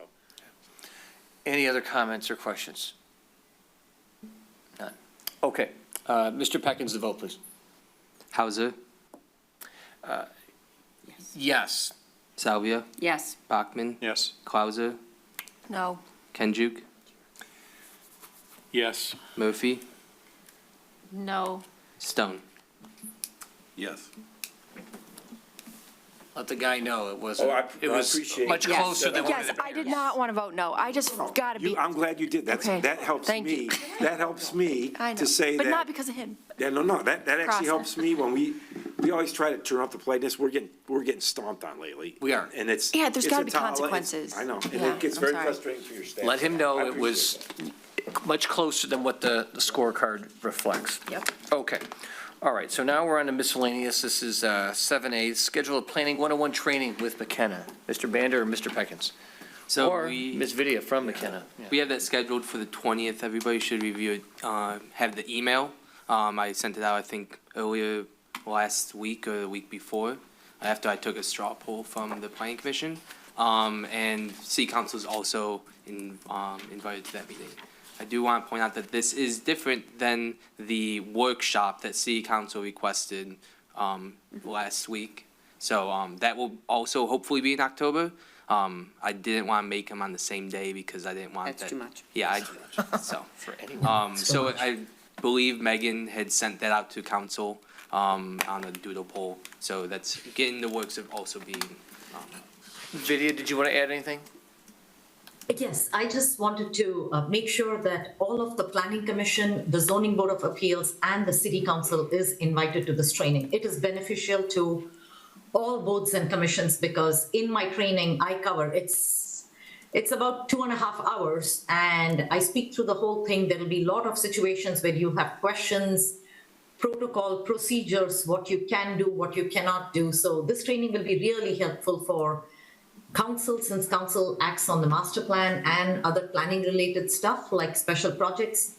A planning commission, of course, should be there, and the zoning board of appeals. That is a very important section I cover. So I would hope all boards and commissions attend this. Thank you. Are we gathering in this room? yeah, that's what I was on, just talk about real quick. We won't be able to gather in this room because of elections. I didn't anticipate city council also to be coming to this meeting originally, so I was not put upstairs. But now that we have full planning commission, full city council, and potentially ZBA, the fire hall is taken. Oh, it's taken. It's Can we do taken. community house? That's why I was going to ask either community house, Technology? and we Yeah, could, good points. what'd you say, Ms. Mayor? We don't have technology there. So potentially, I could reach out to Chief Financial, because I was gonna say that that room's really nice. Yep. I Free. saw the, Yep.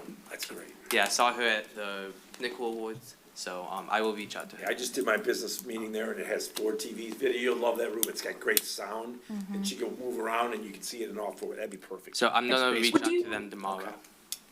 Would you like to start the training slightly earlier than 7 p.m.? Because it'll go on for 2.5 hours. 9:30 yeah. might be late for the commissioners. I would. As chairman, I'm going to say yes. The answer is yes. 6:30. Everyone agreed with me, yes. So 6:30 6:30 is fine. October 20th. Yeah. 10 October, I will Let's do change the. 6:30. 6:30, okay. Yeah. and you'll resend the notice Yep, with the tom- location correct, confirming yeah. that. Okay. And just to be clear, the other meeting, the other training we discussed, or that workshop, that's the zoning. That's Yeah, the that's the zoning workshop. master plan. It's the Right. master That- plan. It's different. It's completely different. for I just want to council. make sure. Yep. Okay, gotcha. All right. While we're on miscellaneous, maybe this is the point in time that I'd like to ask a question about the Atala properties next door. A couple of people have asked me what's going on. Maybe if anyone can give us some insight. Yeah, so I can Please. give you an update. So we told him everything he needed. Video is very clear. His wife, Ruth Marie, is an attorney, so she's now involved. So we said, you're an attorney representing Dr. Tal, so you're going to talk to our attorney now, or our planner. They FOIA'd us for 2 things. They want every text message, email, anything that has their name in it from anybody, in any board and commission in the last 90 days. They want all that information. So that's an IT situation. So we have IT trying to figure out how to do that. Then they wanted the parking structures, anything, any traffic, anything that had gates that backed up onto a road, they want to see what we required ourselves to do during our deliberations with the Planning Commission and City Council for the decks and First Street lofts, and what was that? The 3, yeah. Those were the And 3, we're there like, was a that's fine, sidewalk. so we're pulling all those plans and we'll ship them to them. Our determination with the county is the out island, yeah, the exit island on Pine is on our property, so we can tell you to rip it out. They're challenging that, their surveyors out there, we know they're wrong. And I think they know they're wrong, but as soon as we get definitive action that is on our property, I'll modify the stop work order and say, rip that one out. I can't do the other ones, just kind of like the Cottage Inn. Okay, but you can't touch them until you go to the planning commission. So they don't seem to be in any hurry anymore. I don't know what he's doing, so. Okay. They're having trouble with their own trucks. They can't get in and out of there. So I suspect, they caused a problem. Then video's very clear. You get MDOT to sign off that you can have those gates coming in, whatever they're blocking. We don't know, because we don't know exactly where the gate arms are. Once we know that, then they'll submit that. If MDOT says they're not backing up on Main Street, or we're not worried about that because there's driveways on Main Street, video said, I'll adhere to whatever MDOT says. Since the tempo has kind of slowed on their end, do we have a time period before we say, okay, we've made the determination that these posts are in our property, take them out, versus waiting for them to Yeah, dispute it? I saw the surveyors out there, so. Oh, did he? I expect to Okay. get that in another week. All right. And then the first call I got from Ruth Marie was, would you modify the stop order so I could take one of the gates out? And I figured, I don't want to presume anything. So I didn't say, oh, you mean the one on our property? She was kind of baiting me. I didn't take it. So I'm like, sure, if it happens to be the one that we have control over on our own property, I'm sure we can lift that stop work order for that to get that out and restore it. Other than that, no. So she did not respond affirmatively to that. Any other questions on this project? I do have a question about the building across the street on the east side of Main Street, the vascular heart center that the doctor owns. What's going on with that property? Because it looks kind of abandoned. Yeah, he's in there. It's just him. That's his offices, and he's got a for lease sign up there for the last, 15 years that he wanted to put a French restaurant below it. Never has. We code violated him and he fixed the bricks and things like that, but that's just his whole office is in that building. So it's not required to have that's a dirt floor on the first floor. Is it code, is it required to have dirt or some surface? It's dirt. Only if you're parked on it. So where's the dirt at? You look in the front windows, it's dirt. Oh, and behind the building, but in the front, You're walking down Main Street, yeah. you're heading towards, By the stairs, going down. no, not by the stairs, you're right on Main Street. And you look in these glass windows, that surface in there appears to be dirt. I don't know, maybe it's just dirty. I don't know. I think it's just dirty, but we'll check. But yeah, you can't park on anything but hard surface. It was done properly when it was there, so I don't know. I think it's interior. It's inside the building. Interior You're talking about floors. the area that was enclosed? Oh, yeah, if that's the case, he just didn't finish it, no. Can you have a C of O if you have an unfinished floor? He's not, he doesn't have a CBO, it's But- unfinished space, yeah. It's kind of like if you come down Pine, coming to City Hall, look Yeah. inside Mark Giswalli's building, he's got studs and drywall Right. sitting there, and the people above it in his own condo, he owns the two on the first floor. Right. I'm just not ready to do it. Well, they're mad because their guests come in, the first floor looks like a wreck, but we can't make them finish it. Okay.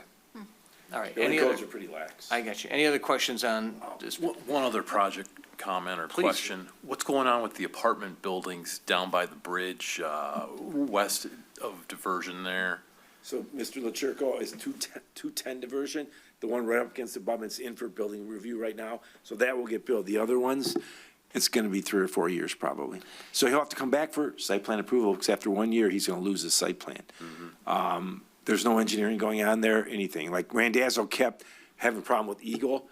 Joey does not have that. So he's taking a chance that this commission could say, we don't want any more apartments at that point. So, he's still got a ways to go, but yeah, he doesn't have an investor for that parcel. So we constantly tell him to take off the landscape trucks.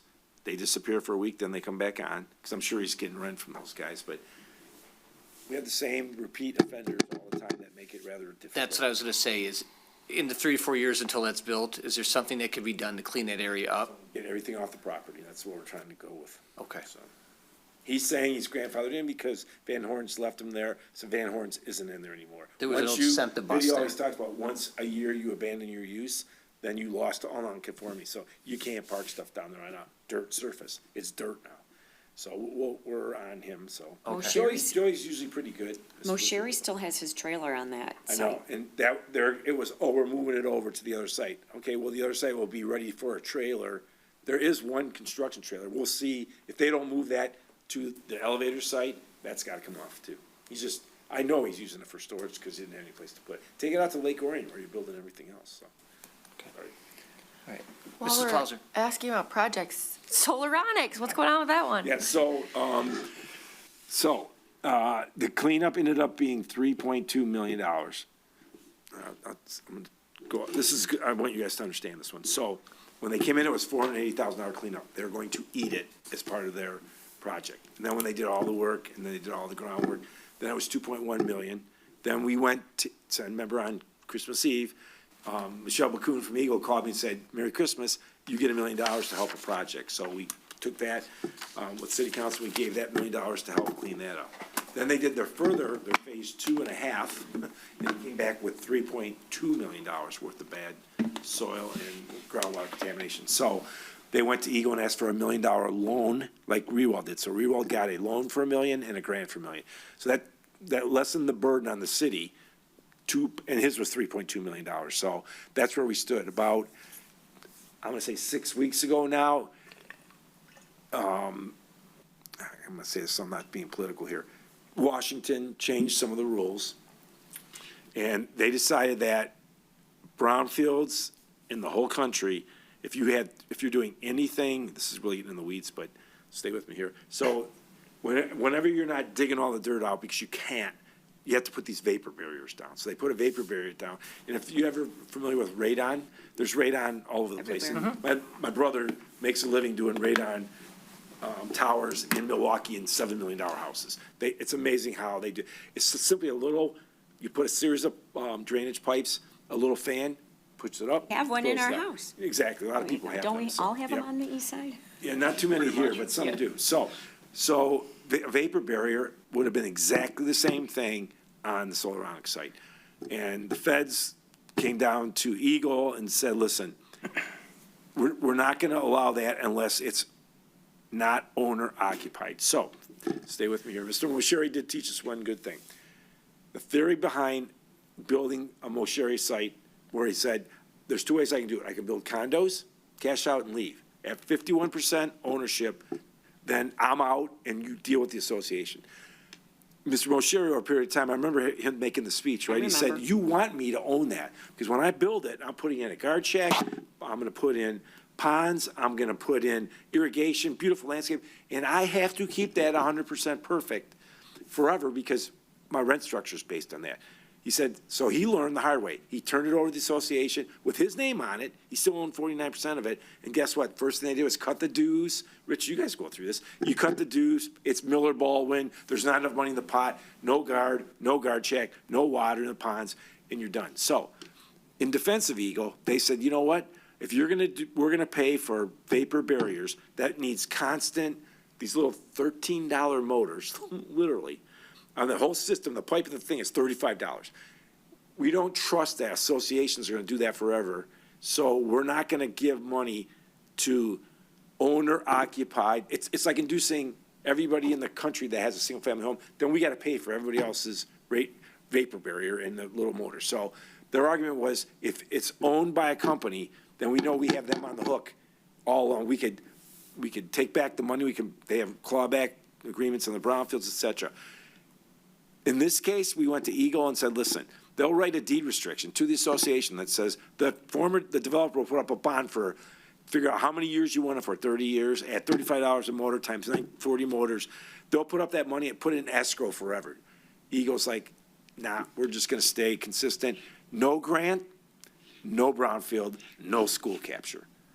So the only way you're getting that thing built now is with local capture. That means we have to pay all 3.2 million to them with their own tax dollars. They're aware that that's a tough pill to swallow. So we were supposed to have a brownfield meeting last Thursday. We couldn't get a